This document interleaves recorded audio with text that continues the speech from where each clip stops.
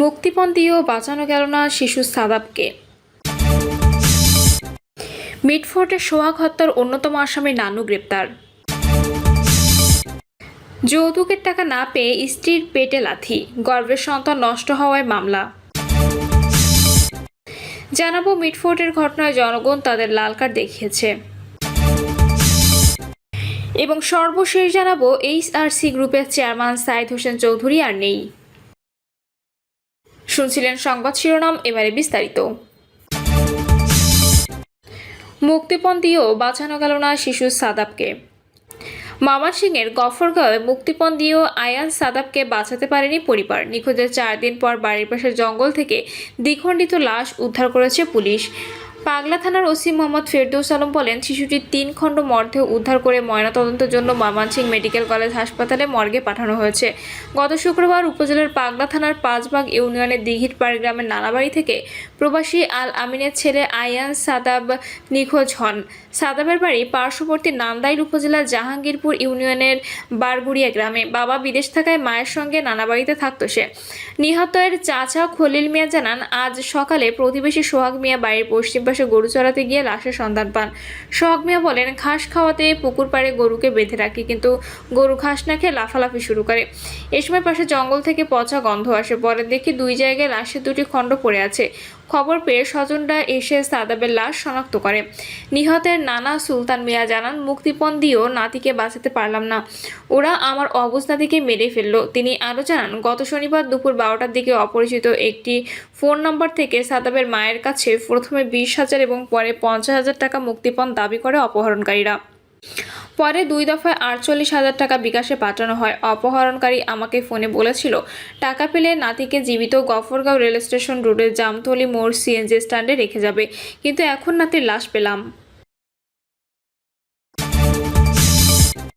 মিটফোর্টের সোহাগ হত্যার অন্যতম আসামি নানু গ্রেপ্তার। পুরান ঢাকার স্যার সলিমুল্লাহ মেডিকেল কলেজ হাসপাতাল চত্বরে ভাঙাড়ি ব্যবসায়ী লালচাঁদ ওরফে সোহাগকে প্রকাশ্যে পিটিয়ে ও পাথর দিয়ে মাথা থেতলে হত্যার ঘটনায় অন্যতম আসামি নানুকে গ্রেপ্তার করা হয়েছে। গত বুধবার হাসপাতালের সামনে ব্যস্ত সড়কে প্রকাশ্যে নৃশংস এই হত্যাকাণ্ডের ঘটনা ঘটে। হত্যার আগে সোহাগকে ডেকে নিয়ে পিটিয়ে এবং ইট পাথরের টুকরো দিয়ে আঘাত করে মাথা ও শরীরের বিভিন্ন অংশ থেতলে দেওয়া হয়। এক পর্যায়ে তাকে বিবস্ত্র করা হয়। তার শরীরের ওপর উঠে লাফান কেউ কেউ। পুলিশ ও নিহতের পারিবারিক সূত্র জানায়, পূর্ব পরিচয়ের সূত্র ধরে পুরান ঢাকার কয়েক যুবক সোহাগকে দুপুরে ডেকে নেয়। সন্ধ্যার হাতে তাকে হত্যা করা হয়। সোহাগ পুরনো তামার তার ও অ্যালুমিনিয়াম শীট সহ ভাঙাড়ি জিনিসের ব্যবসা করতেন। পারিবারিক সূত্র জানায়, সোহাগ একসময় যুবদলের রাজনীতির সঙ্গে যুক্ত ছিলেন। তার গ্রামের বাড়ি বরগুনা সদরে।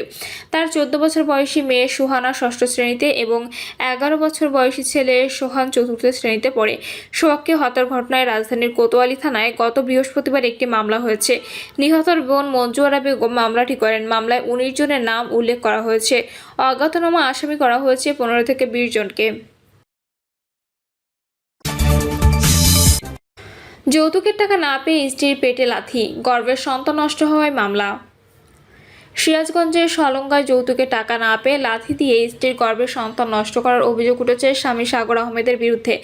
স্থানীয় সূত্রে জানা যায়, প্রায় 4 বছর আগে 3 লাখ টাকা কাবিনের সলঙ্গা থানার রামকৃষ্ণপুর ইউনিয়নের আগরপুর গ্রামের বাসিন্দা আব্দুল হান্নান আকন্দের মেয়ে সাথী খাতুনের সঙ্গে একই গ্রামের আব্দুল আজিজের ছেলে সাগর আহমেদের বিয়ে হয়। শুরুতে সংসার ভালোই চলছিল, তবে সাম্প্রতিক সময়ে সাগর আহমেদ তার বাবা মায়ের প্ররোচনায় বিদেশে যাওয়ার উদ্দেশ্যে 4 লাখ টাকা যৌতুক দাবি করে।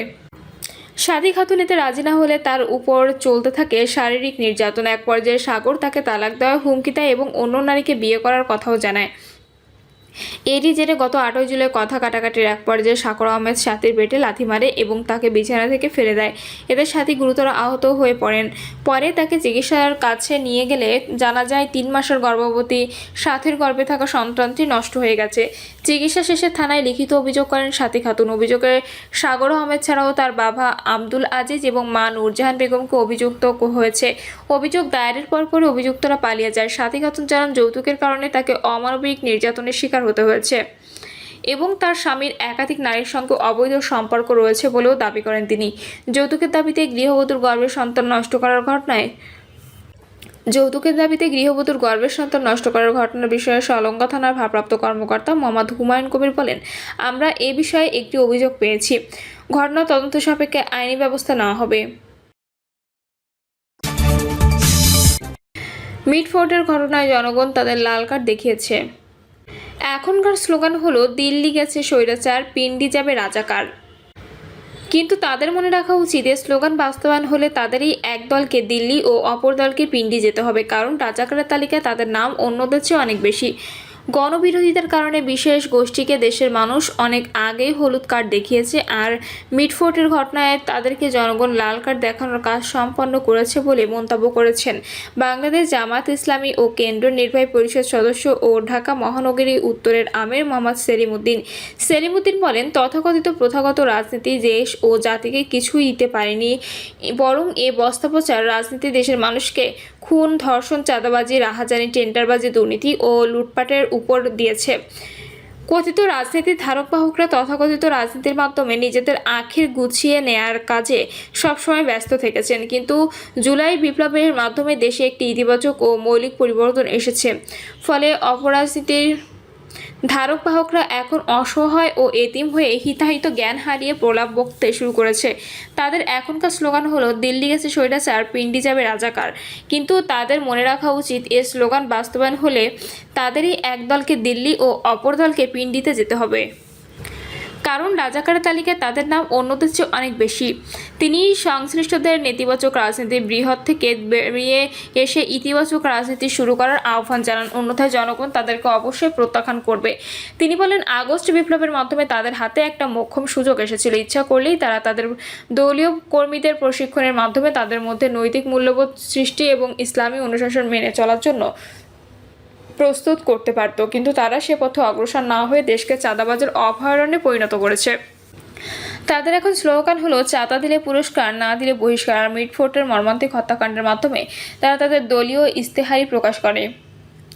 তাদের দলের চাঁদাবাজি ও দখলবাজি, নিয়ন্ত্রণ এবং আধিপত্য বিস্তারকে কেন্দ্র করে ইতোমধ্যে নিজ নিজ দলের 1.5 শতাধিক মানুষ প্রাণ হারিয়েছেন। তিনি তাদের চাঁদাবাজি, দখলবাজি সহ সকল প্রকার অপরাধ প্রবণতা বন্ধ করে দেয় ও জাতির কল্যাণে নতুন ধারার রাজনীতি শুরু করার আহ্বান জানান। অন্যথায় তাদেরকে রাজনীতির ময়দান থেকে চিরতরে হারিয়ে যেতে হবে। মহানগরী উত্তর আমির পুলিশ বাহিনীর উদ্দেশ্যে বলেন, আপনারা প্রজাতন্ত্রের কর্মচারী, জনগণ জানমালের নিরাপত্তা দেয়া আপনাদের কাজ। তাই আপনার জনগণের সাথে আওয়ামী লীগ বাকশালী পুলিশের মতো আচরণ করবেন না। মিটফোর্টের ঘটনায় সংশ্লিষ্ট নিজ দলীয় কর্মী মেনে নিয়ে নিজেরাই তাদেরকে বহিষ্কার করেছে, অথচ পুলিশ তাদের দলীয় পরিচয় খুঁজে পাচ্ছে না। এসব দালাল পুলিশদের নির্বাচনকালীন কোনো দায়িত্বে রাখা যাবে না। নির্বাচন কমিশনকে অবশ্যই তাদেরকে প্রত্যাহার করে নিতে হবে। প্রিয় দর্শক, এই ছিল এখনকার সর্বশেষ সংবাদ আপডেট। সব সংবাদ পেতে চ্যানেলটি সাবস্ক্রাইব করে বেল আইকনটি ক্লিক করে রাখুন।